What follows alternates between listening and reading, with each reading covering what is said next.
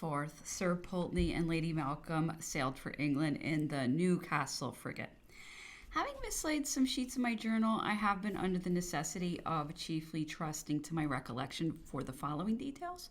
The manner in which Captain Lamb had related the history of the bust had, instead of disappointing the suspicions at Longwood, rather convinced them that some such proposal or insinuation had been made. This was confirmed by the visit at Longwood of two of the captains of the lately arrived store ships, both of whom saw Napoleon in the garden. One whose name it is not now necessary to mention, assured Napoleon himself and other residents of Longwood that he had heard Captain Lamb say that some insinuations had been made to him purporting that the bust should be thrown overboard. The governor who brought it confined to his ship, and nothing more said of the matter. Previous to this, I succeeded in persuading Napoleon that the charge against Sir Thomas Reed was unfounded, and even obtained his permission to communicate his sentiments on the subject to that officer. The affair was buzzed about the island and gained considerable credit. It was reported that the bust in question had been executed at Leghorn by orders of the Empress Marie Louise, and that she had sent it to her husband by the governor, as a silent though convincing proof that her affections were unchanged. Napoleon, who was extremely partial to the Empress, was inclined to believe this supposition, which in itself was very probable and made him very anxious to ascertain the truth. To accomplish this object, he directed Count Bertrand to apply for permission to be granted to the gunner to come to Longwood. After some delays and assertions that the man was sick, during which time he was examined on oath at Plantation House and minutely searched, it was signified to Bertrand that leave was granted to him to go to Longwood. A few minutes after his arrival as Count Bertrand's, and while speaking to the Countess, Captain Poppleton was sent into the room by the governor with orders not to allow him to speak to any of the French unless in his presence. This proceeding, combined with the disingenuous manner in which it was executed, was considered as an insult, and the gunner was immediately directed to withdraw.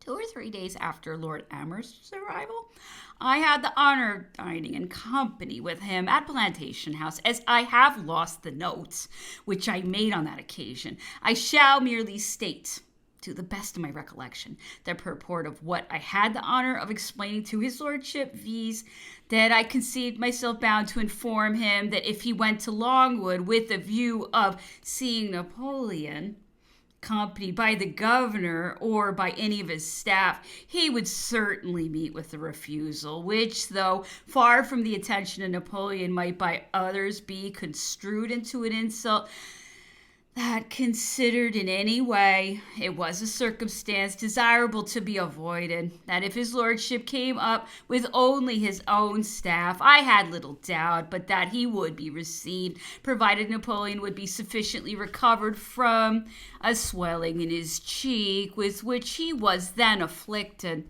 His lordship was pleased to thank me for the suggestion.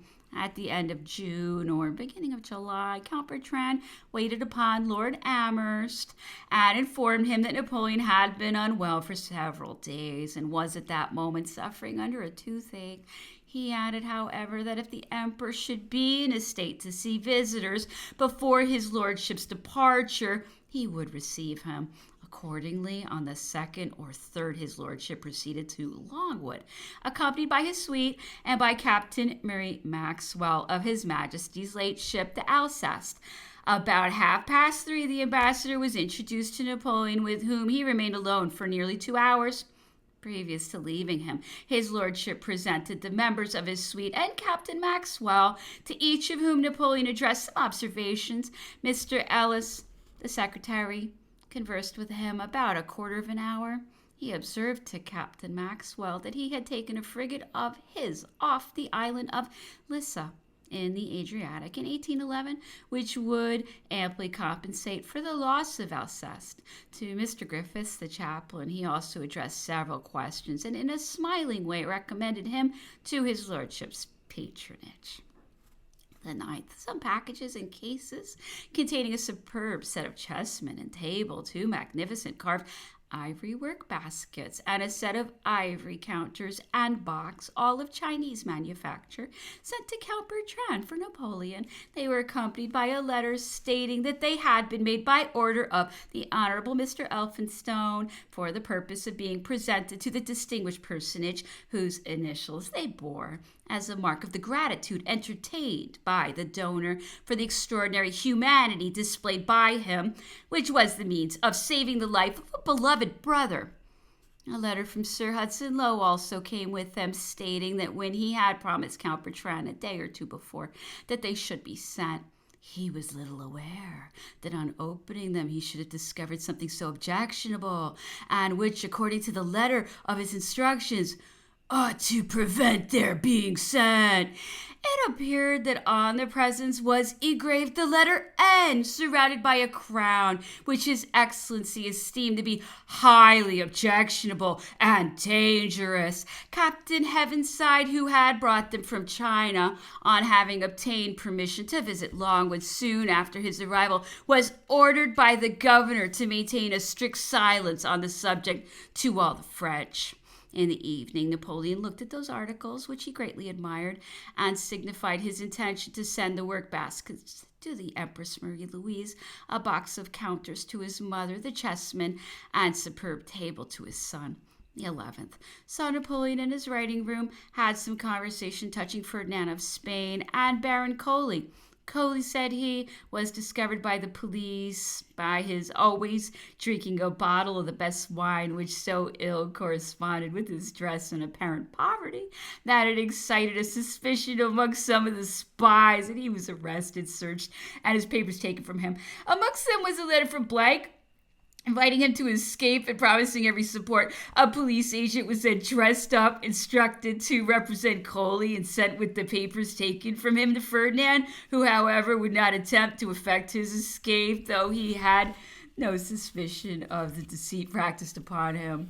While at Bayonne, I offered him permission to return to Spain, informing him, however, at the same time that immediately on his arrival in his own country, I should declare war against him. Ferdinand refused to return unless under my protection. No force or compulsion was employed to induce him to sign his abdication. Neither was he confined at the time, but had his friends and as many of the nobles as he thought proper about him. Had he been treated like me on this island, continued he, the case would have been very different. Although if your Prince Regent were now to offer me a reception in England, provided I would resign the throne of France, acknowledge myself a prisoner of war, and sign a treaty as such, I would refuse it and prefer remaining here, although I have already abdicated, and therefore their first would be of no consequence. To sign a treaty acknowledging that the injustice of the English Parliament in detaining me as a prisoner of war in time of peace was lawful, I would never do. A treaty not to quit such part of England as might be allotted to me, nor to meddle with politics and be subject to certain restrictions, I would gladly consent to, and moreover would desire to be naturalized as a British subject. The 2 grand objects of my policy were first to reestablish the kingdom of Poland as a barrier against the Russians in order to save Europe from those barbarians of the north, and next to expel the Bourbons from Spain and establish a constitution which would have rendered the nation free, have driven away the Inquisition, superstition, the friars, feudal rights and immunities, constitution which would have rendered the first offices in the kingdom attainable to any person entitled to hold them by his abilities, without any distinction of birth being necessary. With the imbeciles who reigned, Spain was nearly useless to me. Besides, I discovered that they made a secret treaty to betray France. With an active government, the great resource which Spain possesses would have been made use of against England with such vigor that you would have been forced to make a peace according to liberal maritime rights. So I did not like to have a family of enemies so near to me, especially after I had discovered the secret treaty. I was anxious to dispossess the Bourbons. They were so with me. It mattered little whether my brother or another family were placed on the throne, provided that the Bourbons were removed. In 30 or 40 years, the ties of relationship would signify nothing when the interests of a kingdom were under discussion. Fox, said he, was sincere and honest in his intentions.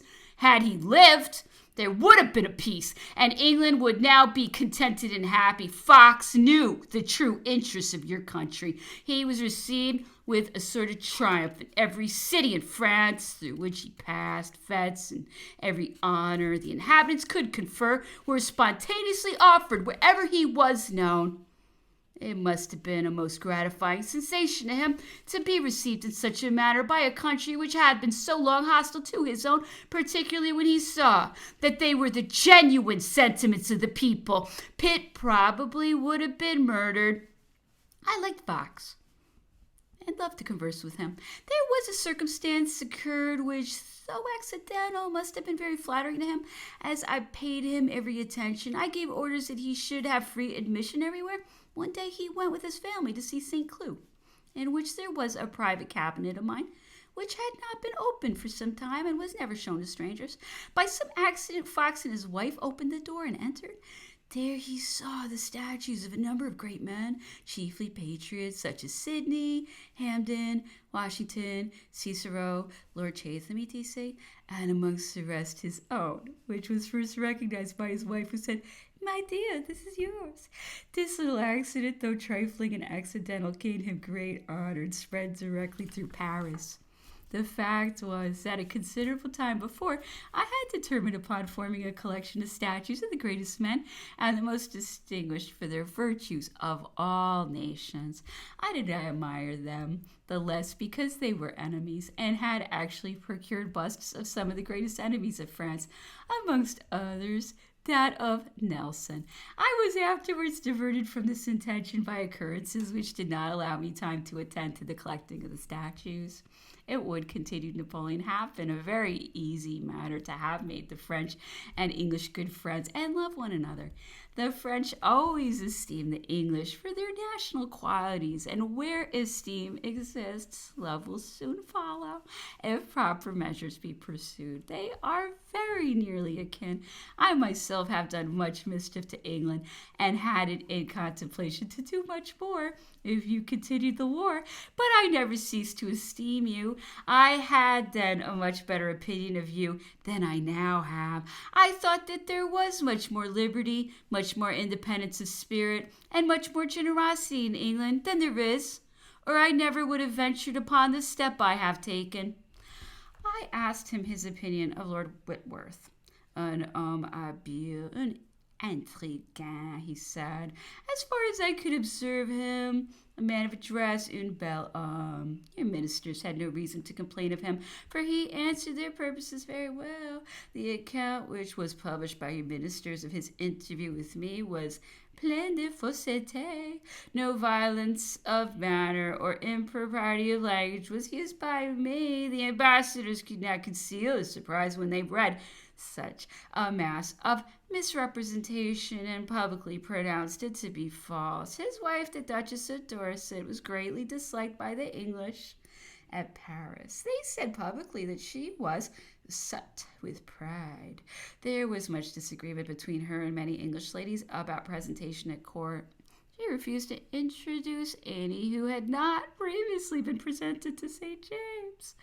Now, there were many of your countrywomen who either could not or would not be presented there, but were anxious to be presented to me, which was refused by her and her husband. This excited great ill will towards them. Your charge d'affaires also, Mr. Mary, was disliked by the English for the same reason. Some of them threatened to horsewhip him publicly, and he made application to me to protect him against his own countrymen. Napoleon then recounted the noble manner in which Fox had been known to him, the proposal that had been made to assassinate him, which generous act, he did not fail to compare with the treatment he now received and with the attempts made upon his life by wretches paid by blank in 1803 and landed in France by British men of war. He also mentioned that his assassination had been recommended in the English ministerial papers of the time as a meritorious action. He subsequently related some anecdotes of General Wurmser.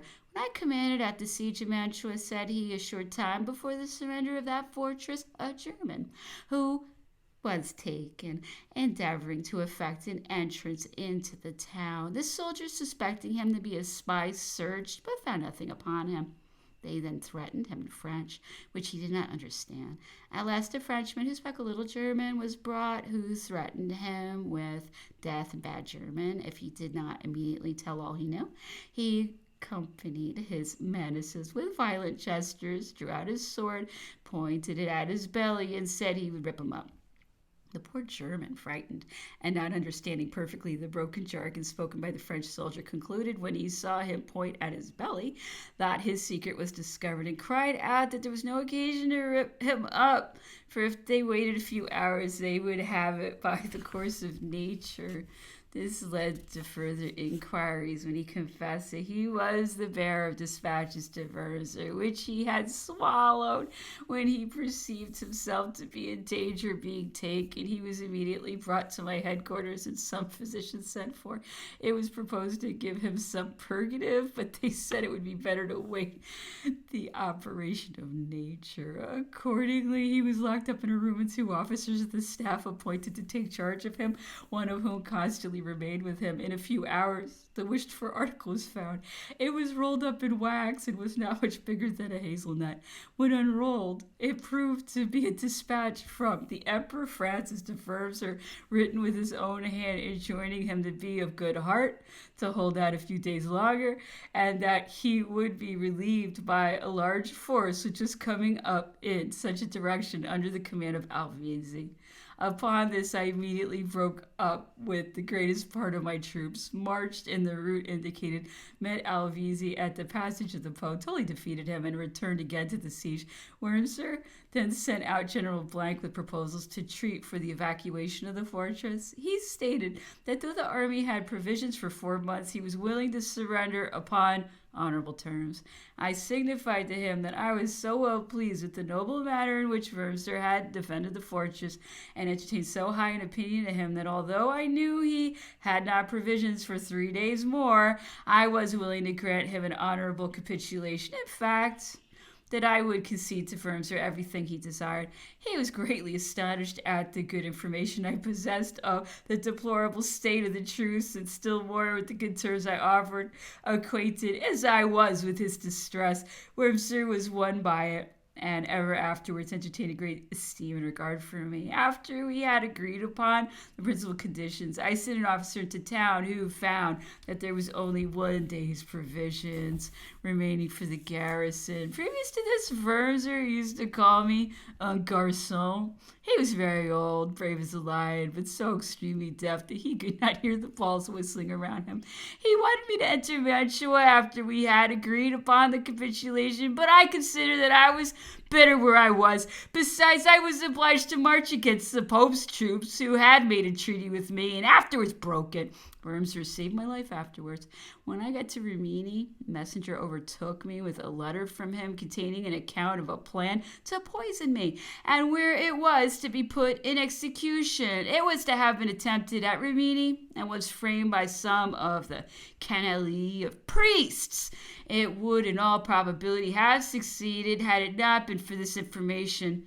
Wurmser, like Fox, acted a noble part.